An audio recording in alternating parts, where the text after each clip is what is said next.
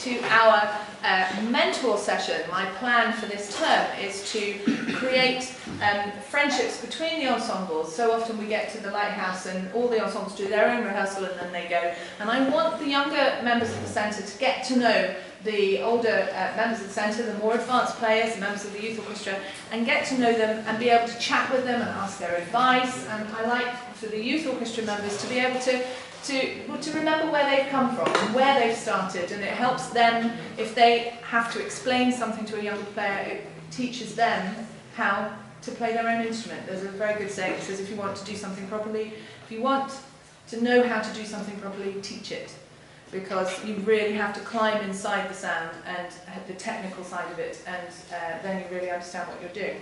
So this is the plan for the youth orchestra, for them to work with the younger players, and also for the younger players to try something completely different.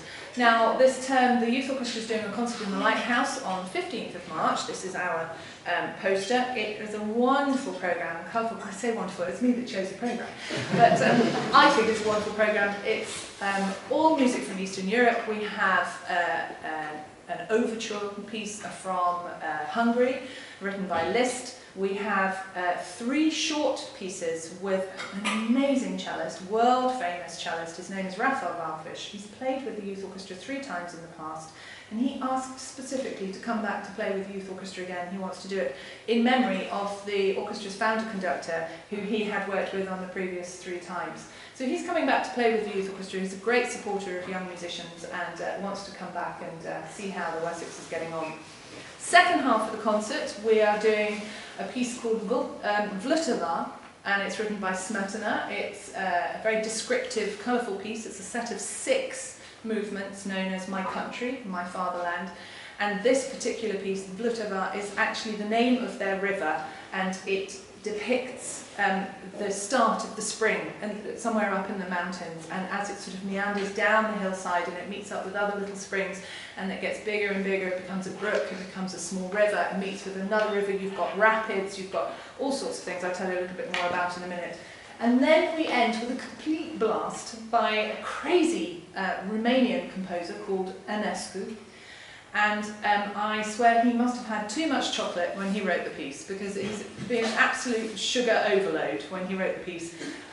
We've got a little flavour of that to show you in a minute. We're going to start, I must just say, your children are not involved in this concert on the 15th of March.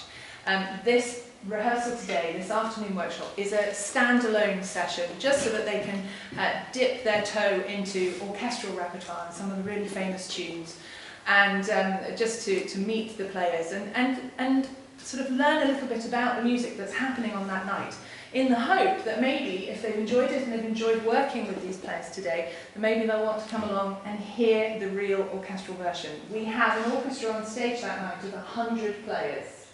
Okay, we've got every instrument under the sun that is ever used in an orchestra. We've got 4 horns, we've got 4 trumpets, we've got 4 trombones, we have a tuba, a massive percussion section, 60 string players, and a full wind section as well. It's a phenomenal volume that orchestra can make when they get going. And it'd be lovely if you would come and have a listen. Of course, now you know some of the people and you know some of the tunes. I think you get a lot more out of it. So this is the programme, the poster. There are handbills by the door on your way out. Do feel free to pick some up and tell your friends about it as well. We must sell tickets for this concert. And it would be lovely to have your sons and daughters come and listen to the performance as well. Now, Vltava, the Smetana, as I said, it starts with a spring somewhere up in the hillside, and it sounds like this. We have one spring that meets up with the second.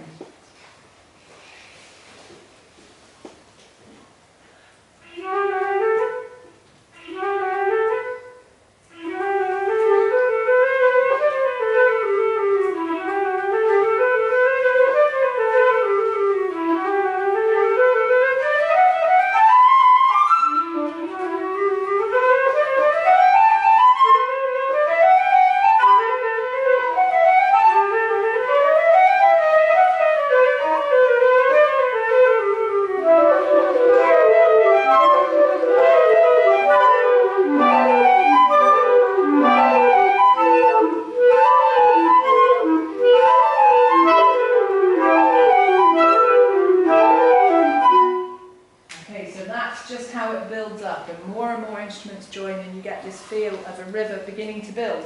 And then you get this melody. And then you get this melody here. It's not necessarily always played on these instruments, but the tune sounds like this.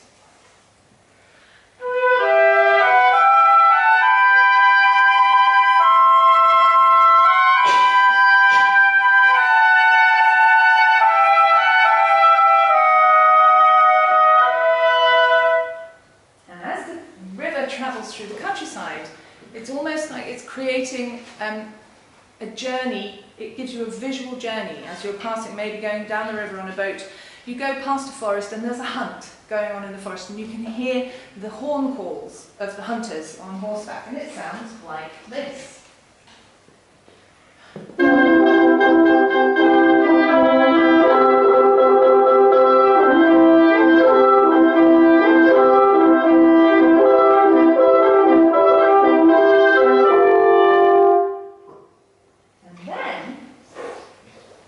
Must be a Hungarian thing. It's a Czech thing, I do apologise, Czech Republic.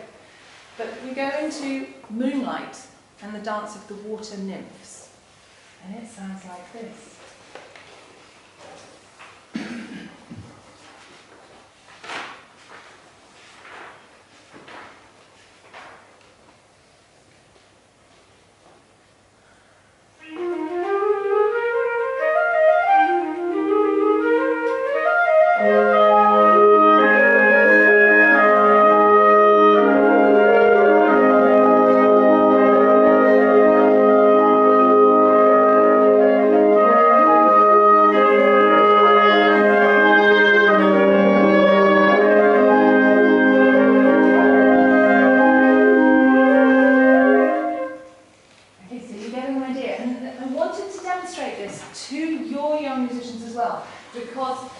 Particularly being able to sit close to these young musicians that are playing this piece.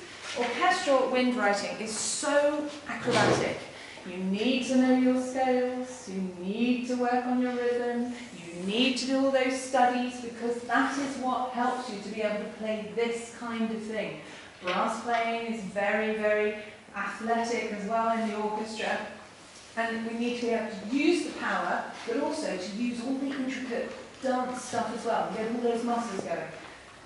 We're going to give you our own version, our February the 15th version of Blutterwald with the whole ensemble now.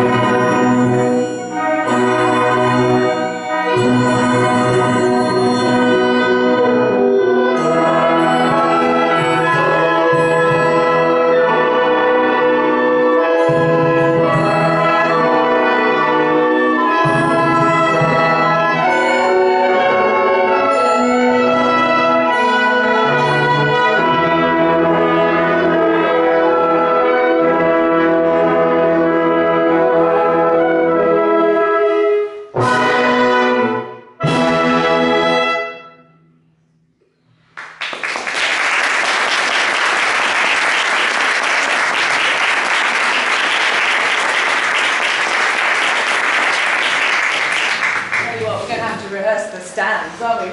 Could you applaud again, please? Just.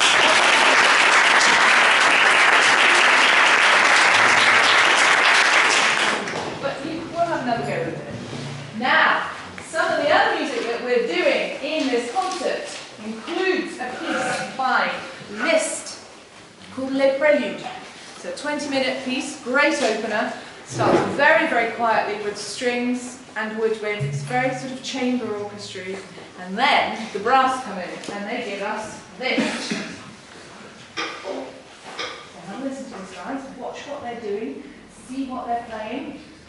Have a think about how they're making that sound. Unless it's a horrible sound, in which case don't try and copy it. Okay? Ready?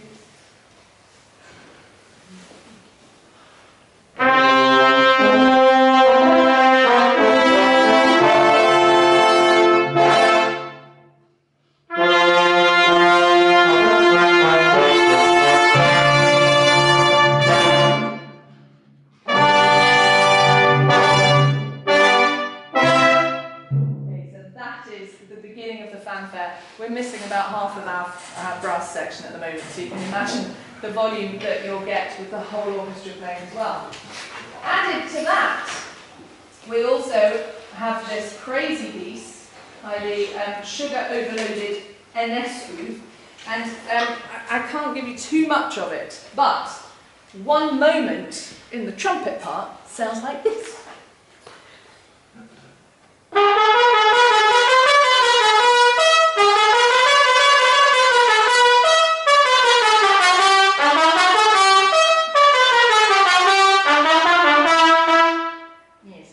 Sound that rude. So that is what we're getting. And the crazy thing about this piece is, it's a little bit of a nightmare to try and put together for a youth orchestra, because he has that melody happening in all different parts of the orchestra, but none of them are meant to be together. So if they play it exactly correctly, it sounds like they're all coming in the wrong place. So try and imagine how that sounds when we put the whole thing together with a whopping orchestra. It is wild, but it all suddenly just meets in the middle like a great big wave at the end of the piece before we get back to this sort of folk melody again. It's a great piece. If you've never heard it, do have a look at it on YouTube. It's called the Romanian Rhapsody No. 1 by Enescu. It's a fantastic piece. I dare you to YouTube it because I think you'll love it. Now, the end of our concert has a little surprise for the audience, but you know, because I'm telling you now. We're going to do a little touch of Hungarian music again, and we're playing a piece by Monty called Csárdás. And we have a version for you today, and we're sharing the solo between our principal trumpet in the youth orchestra and our principal oboe, that's Tom and Polly. So, without further ado, our final piece for you today, we're doing Monty's Csárdás.